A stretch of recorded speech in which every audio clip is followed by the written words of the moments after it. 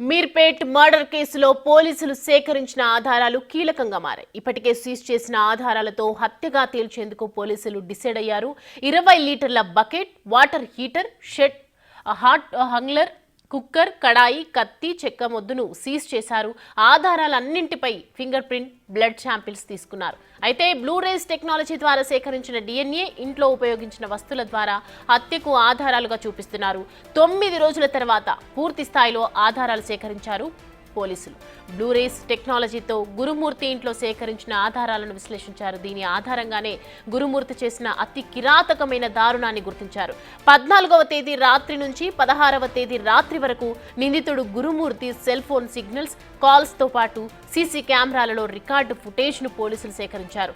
గురుమూర్తి తన భార్యతో గొడవపడి ఆమెను హత్య చేసినట్లు నిర్ధారించారు. ఫోరెన్సిక్ ల్యాబ్ల సహకారం తీసుకొని మరింత లోతుగా విచారించారు. దీంతో ఇప్పుడు పోలీసులు సేకరించిన ఆధారాలే కీలకంగా మారాయి.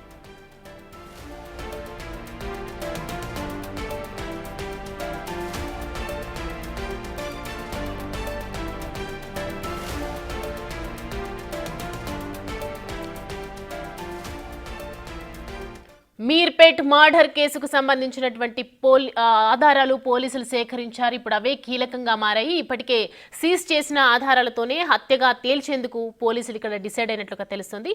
20 లీటర్ల బకెట్, అలాగే వాటర్ హీటర్, షెడ్ హంగ్లర్, కుక్కర్, కడాయి, కత్తి, చెక్క మొద్దును సీజ్ చేశారు పోలీసులు. ఆధారాలన్నింటిపై ఫింగర్ ప్రింట్, బ్లడ్ శాంపిల్స్ కూడా తీసుకున్నారు. అయితే బ్లూరేస్ టెక్నాలజీ ద్వారా సేకరించినటువంటి DNA, ఇంట్లో ఉపయోగించిన వస్తువుల ద్వారా హత్యకు ఆధారాలుగా చూపిస్తున్నారు పోలీసులు. అయితే 9 రోజుల తర్వాత పూర్తి స్థాయిలో ఆధారాలు సేకరించారు. బ్లూరేస్ టెక్నాలజీతోనే గురుమూర్తి ఇంట్లో సేకరించినటువంటి ఆధారాలను విశ్లేషించారు. దీని ఆధారంగానే గురుమూర్తి చేసిన అతి కిరాతకమైనటువంటి దారుణాన్ని గుర్తించారు. 14వ తేదీ రాత్రి నుంచి 16వ తేదీ రాత్రి వరకు నిందితుడు గురుమూర్తి సెల్ ఫోన్ సిగ్నల్స్ కానీ కాల్స్ తో పాటు ఓవరాల్ సీసీ కెమెరాలో రికార్డ్ అయినటువంటి ఫుటేజ్ ను పోలీసులు సేకరించారు.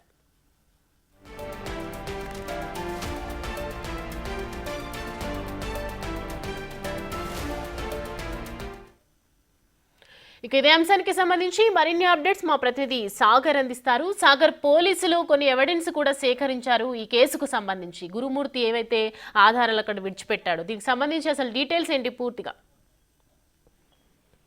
సౌమ్య, రాష్ట్ర వ్యాప్తంగా సంచలనం సృష్టించినటువంటి మీర్పేట వెంకటమాధవి హత్య కేసులో పలు కీలక ఆధారాలు కూడా పోలీసులు సేకరించారు. మనం చూడొచ్చు, దాదాపు వారం రోజులుగా కట్టుకున్న భర్తే గురుమూర్తి ఈ హత్య చేశాడని చెప్పి పోలీసుల విచారణలో మొదట చెప్పినటువంటి మొత్తం ఉదంతానికి సంబంధించినటువంటి విషయాలతో పోలీసులే ఆశ్చర్యపోయారు. దానికి సంబంధించిన దర్యాప్తులో కూడా ఆధారాలు పూర్తిగా సేకరించలేకపోయారు. వారం రోజుల పోలీసుల దర్యాప్తులో ఎలాంటి ఆధారాలు సేకరించకపోగా బ్లూరేస్ టెక్నాలజీతో గురుమూర్తి ఇచ్చినటువంటి స్టేట్మెంట్ ఆధారంగా పోలీసులు దర్యాప్తు చేశారు.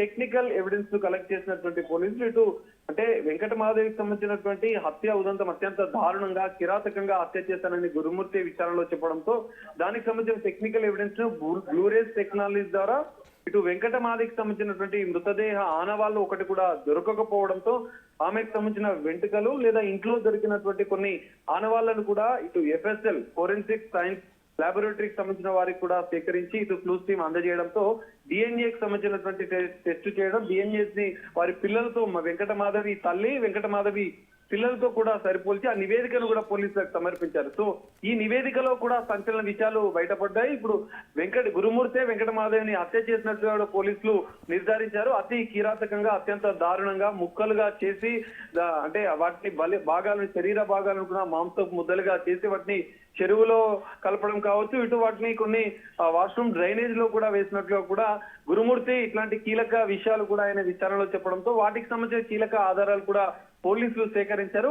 కీలకంగా FSL రిపోర్ట్ ఆధారంగా, ఇటు DNA రిపోర్ట్ ఆధారంగా కూడా వీటిని టెక్నికల్ ఎవిడెన్స్ గా కూడా పోలీసులు కోర్టుకి సమర్పించున్నారు. అయితే అత్యంత దారుణంగా కట్టుకున్న భార్యను హత్య చేసినటువంటి గురుమూర్తికి మరి ఎలాంటి శిక్ష పడుతుంది అనేది కూడా వేచి చూడాలి. పోలీసులు కూడా దీనికి సంబంధించినటువంటి కీలక అంశాలు కూడా వెల్లడించే అవకాశం కూడా కనిపిస్తుంది. ఎందుకంటే ఇప్పటికే సంచలన విషయాలు బయటపడ్డాయి. మరి నిజంగానే గురుమూర్తి ఏ విధంగా హత్య చేశాడు, ముక్కలుగా చేశాడు, కుక్కర్ లో ఉడికించాడు, ఇలాంటి సంచలన విషయాలు బయటపడ్డ నేపథ్యంలో ఆ కుక్కర్ తో పాటుగా హత్యకు ఉపయోగించినటువంటి పూర్తిగా కొన్ని ఎవిడెన్స్ ను కూడా ఇంట్లో ఉన్నటువంటి కత్తులు, చెక్క ముద్దు, కుక్కర్, బకెట్ వాటర్ హీటర్ లో కూడా మాంసపు ముద్దలను ఉడికించినట్లుగా కూడా చెప్పిన నేపథ్యంలో ఆ బకెట్ ను వాటర్ హీటర్ ను ఇవన్నిటిని కూడా ఎవిడెన్స్ గా కూడా ఆధారాలుగా కూడా పోలీసులు నిరూపించినారు. ఎఫ్ఎస్ఎల్ రిపోర్ట్ ఆధారంగా వీటిని టెక్నికల్ ఎవిడెన్స్ గా కూడా కోర్టు ముందుకు కూడా గురుమూర్తిని ప్రవేశపెట్టే రిమాండ్ తరలించే అవకాశం ఉంది. అయితే పోలీసులు కూడా దీనికి సంబంధించినటువంటి విచారణ దర్యాప్తులో సంచలన విషయాలు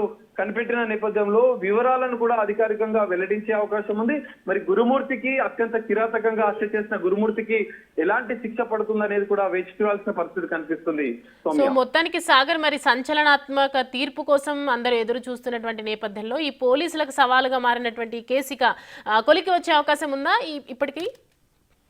సౌమ్య, ఖచ్చితంగా. ఎందుకంటే ఎఫ్ఎస్ఎల్ రిపోర్ట్ ఆధారంగా టెక్నికల్ లూరేస్ టెక్నాలజీ ద్వారా కొన్ని శాంపిల్స్ సేకరించినటువంటి పోలీసులు ఇటు క్లూస్ టీమ్ కూడా కీలక ఆధారాలు సేకరించింది. ఎందుకంటే ఇప్పటి వరకు ఒక్క ఎవిడెన్స్ కూడా వారం రోజుల దర్యాప్తులో తెలియకపోవడంతో ఇటు క్లూస్ టీమ్ ఎఫ్ఎస్ఎల్ ఇచ్చిన శాంపిల్స్ లో వెంకట మాధవికి సంబంధించినటువంటి శరీరకు సంబంధించినటువంటి ఆనవాళ్ళు కొన్ని అంటే శరీర భాగాలకు సంబంధించిన ఒక tissue, blood samples, hair samples ఈ మూడింటిని ఫోరెన్సిక్ సైన్స్ ల్యాబొరేటరీకి పంపించారు. ఇదే సందర్భంలో డిఎన్ఏ తో మ్యాచ్ చేసాడు. ఎందుకంటే వెంకట మాధవిని నిజంగానే గురుమూర్తి చెప్పిన స్టేట్మెంట్ ఆధారంగానే ఆయన విచారణలో చెప్పినట్లుగా హత్య చేశాడా లేదా ఇంకేమైనా చేశాడా అన్న కోణంలో కూడా పోలీసుల దర్యాప్తు కొనసాగిన నేపథ్యంలో ఇటు ఎఫ్ఎస్ఎల్ కి ఇచ్చిన శాంపిల్స్ లో ఉన్నటువంటి డిఎన్ఏ ఇటు పిల్లల వెంకట మాధవి పిల్లలు వెంకట మాధవి తల్లితో పోల్చి చూసిన నేపథ్యంలో అది సేమ్ గా ఉన్నట్లుగా కూడా పోలీసులు నిర్ధారించారు. ఆ నివేదిక కూడా పోలీసులకు అందింది. ఈ నేపథ్యంలో దీన్ని టెక్నికల్ ఎవిడెన్స్ గా చూపడంలో ఇప్పటి వరకు బాడీకి సంబంధించినటువంటి ఆధారాలు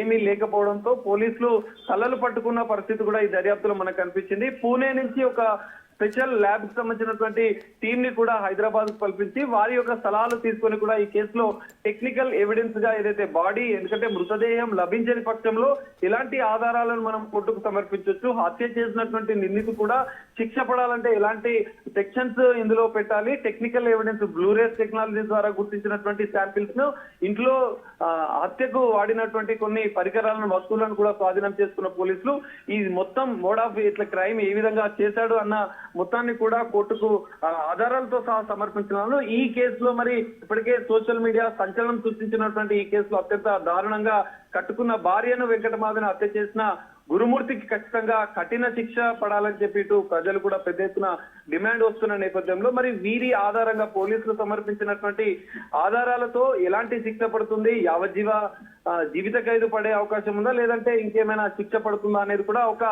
ఆసక్తిగా మారిన పరిస్థితి అయితే మనకు కనిపిస్తుంది. మరి రిమాండ్ తరలించిన అనంతరం కూడా ఈ కేసులో ఎలాంటి పరిణామాలు చోటు చేసుకుంటాయనేది మనం చూడాల్సిన పరిస్థితి అయితే కనిపిస్తుంది. Soumya, thank you for the update Sagar.